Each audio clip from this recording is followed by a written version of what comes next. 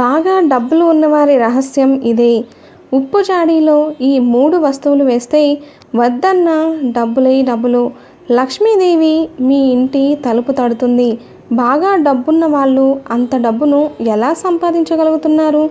వాళ్ళు ఎందుకంత ఐశ్వర్యవంతులు అవుతున్నారు? ఈ సందేహం చాలామందికి ఉండే ఉంటుంది.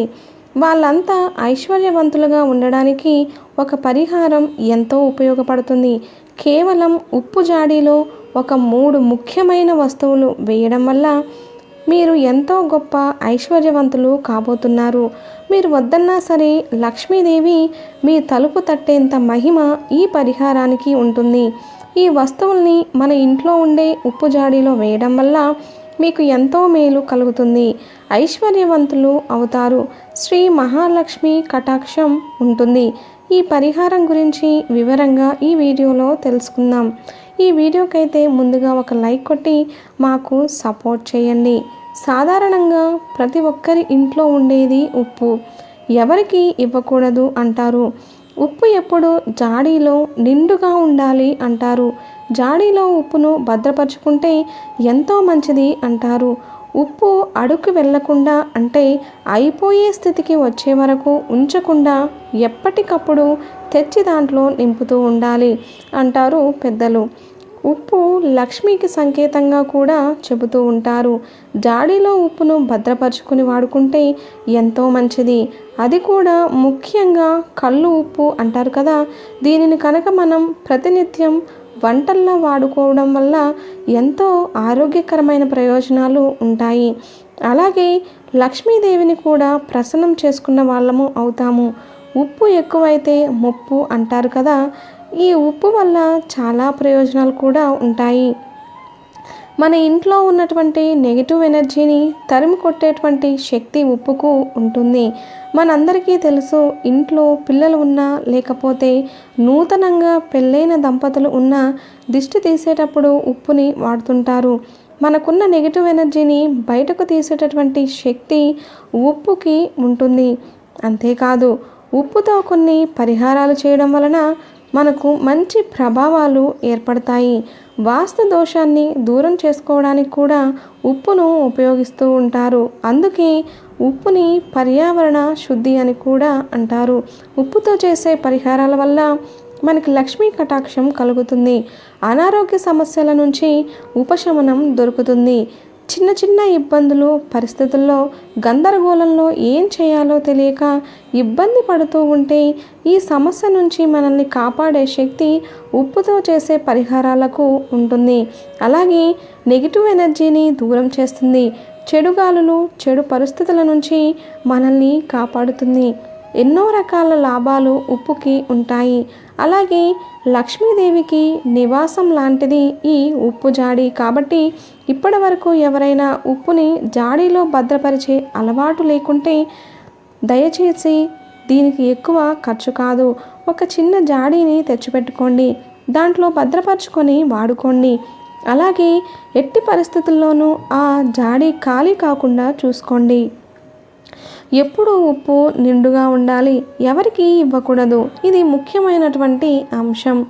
లక్ష్మీదేవి కొలువై ఉండేటటువంటి సాధనంగా చెబుతున్నారు. ఎవరైనా అడిగితే ఇచ్చేస్తే మన లక్ష్మీదేవి వెళ్ళిపోయినట్టే. కాబట్టి ఉప్పు ఎవరు అడిగినా ఇవ్వకండి. అది అందరూ పాటించవలసిన అంశం. ఇక మనం చేయాల్సినటువంటి పరిహారం విషయానికి వస్తే, ఉప్పు జాడీలో ఒక ముఖ్యమైన వస్తువులు గురువారం కానీ శుక్రవారం నాడు కానీ ఉప్పు జాడీలో అడుగు భాగాన ఒక పసుపు రంగు క్లాత్ని వేయండి. చిన్నది హ్యాండ్ కర్చీఫ్ అంతా ఉన్నా చాలు. ఆ చిన్న పసుపు రంగు క్లాత్ని ఉప్పు జాడీలో అడుగు భాగాన్ని పెట్టండి. అయితే ఈ పసుపు రంగు క్లాత్ మీరు ఎలాంటిది వాడాలంటే కేవలం ఇంతవరకు ఉపయోగించనిది మాత్రమే వాడాలి. కొత్తది ఏదైనా ఉపయోగించనిది వాడాలి. లేదా పసుపు రంగు క్లాత్ ఏది దొరకట్లేదు అంటే తెల్ల రంగు క్లాత్ని తీసుకొని దానిని శుభ్రంగా కడిగేసి పసుపు రాసి ఆరిన తర్వాత దాన్ని పరిహారంలోకి వాడుకోవచ్చు. ఇలా పసుపు రంగులో ఉన్నటువంటి చిన్న క్లాత్ని ఉప్పు జాడి అడుగు బాగాన పెట్టి ఆ తర్వాత అందులో 9 వక్కలు వేయండి.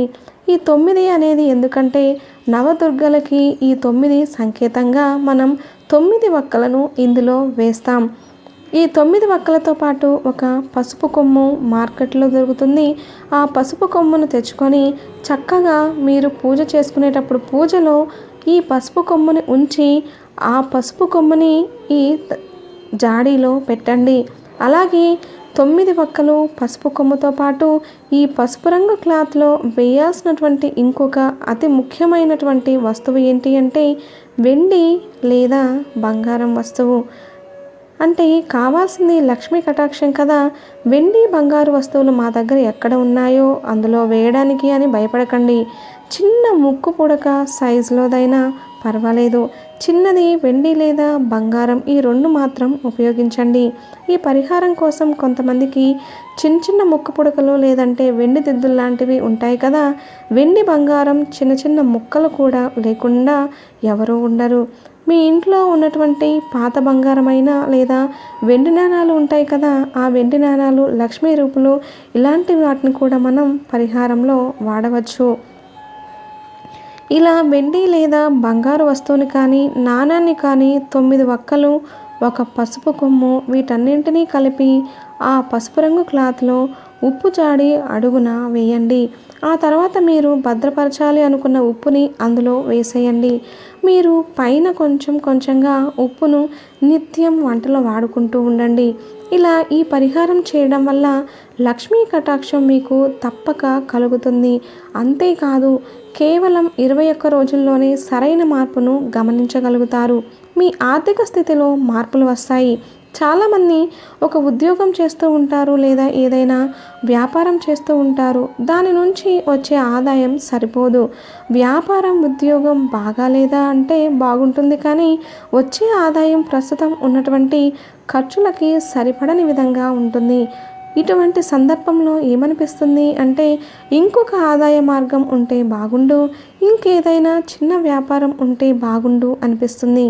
అలాంటి వాళ్ళకి ఒక చక్కటి ఆలోచన వస్తుంది. కొత్త వ్యాపార ఆలోచన రావడం, దానిని మీరు ఆచరణలో పెట్టడం, దాని నుండి లాభాలు రావడం, ఆదాయం సంపాదించడం కూడా జరుగుతుంది. కేవలం 21 రోజుల పాటు ఇలా ఉప్పు జాడీతో ఈ పరిహారం చేయడం వల్ల ఈ ఉప్పు జాడీని మాత్రం ఎప్పుడూ ఖాళీ అవ్వనివ్వకండి. ఉప్పు అయిపోవస్తే మళ్ళీ కొత్తగా ఉప్పును తీసుకొని వచ్చి వేయండి. ఇలా మీరు దీన్ని ఎన్ని రోజుల పాటు అయినా ఉండొచ్చు.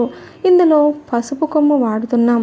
మరి ఆడవారు నెలసరి సమయంలో ఈ ఉప్పు జాడీని పట్టుకోవచ్చా, ఉపయోగించవచ్చా అనే సందేహం రావచ్చు. ఒకవేళ మీరు నెలసరి సమయంలో ఉన్నా కూడా ఈ ఉప్పు జాడీని పట్టుకోవడంలో ఎటువంటి ఇబ్బంది ఉండదు. కాకపోతే తలంటు స్నానం చేసుకున్న తర్వాత మీరు ఉప్పు జాడీని పట్టుకోవచ్చు. ఏ విధమైనటువంటి ఇబ్బంది ఉండదు. లేదు ఎందుకు వచ్చిన ఇబ్బంది అనుకుంటే ఈ 1 లేదా 2 రోజుల పాటు ఈ జాడీ ఉప్పులు కదల్చకుండా సాల్ట్ని వేసుకుంటే సరిపోతుంది. లక్ష్మీదేవి అనుగ్రహం కోసం మీరు మనసులో గట్టిగా సంకల్పం చెప్పుకోండి. ఇలాంటివి చేయడం వల్ల కేవలం 21 రోజుల్లోనే మంచి మార్పులు మీ ఆర్థిక స్థితిని చూస్తారు. మీరు ఏదైతే మార్గం కోరుకుంటున్నారో మీరు అనుకున్న విధంగా కాకపోయినా మీకు కావాల్సిన విధంగా మీకు లక్ష్మీదేవి అన్ని రకాలుగా ఉపయోగపడేటట్లు అవకాశాన్ని తీసుకొస్తుంది. ఈ పరిహారాన్ని తప్పక పాటించండి. అలాగే ఇప్పటికే ఈ పరిహారాలు చేసి ఐశ్వర్యవంతులైన వారు ఇప్పటికీ పరిహారంతో చాలా సంతోషంగా ఉన్నవాళ్ళు చాలామంది ఉన్నారు. ఈ వీడియో కనుక మీకు నచ్చినట్లయితే లైక్ చేసి ఛానల్ని సబ్స్క్రైబ్ చేసుకొని పక్కనే ఉన్న బెల్ ఐకాన్ని ప్రెస్ చేయడం మాత్రం మర్చిపోవద్దు.